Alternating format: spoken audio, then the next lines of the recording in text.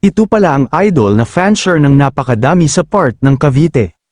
Mula sa Linas 1 Bacoor, Cavite, hindi na natin masyadong hahabaan pa, isa-isahin na agad natin ang kanyang malulupit na kartada, ang First Overall Champion YB Category NDRAPR 2024, First Overall Elite of Long Distance, First Overall Master Breeder, Third Overall Ace Pigeon Young Bird, at 850k Superset Partaker, 14 birds lang ang nagpartihan. Ito ang ibong si Miss Blue, isang ibon lang ito kinabig halos lahat ng pinakamataas na premyo sa iba't ibang kategorya. Ang isa pang ibon ay lumahok sa CFL Open Race 2024. Siya ay 8th Overall Champion, Babuyan Camiguin Island 41st Place Clocker. At 100k Camiguin Partaker, at bukod pa dyan ang pinakabagong champion muli sa kanyang loft.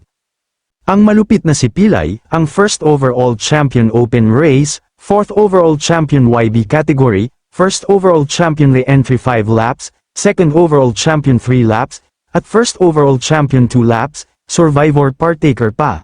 Ang lupit talaga ni Idol gamit ang linya ng Emil DeWeert Cross Stichel Bout, malupit na linya da plus malupit na sistema.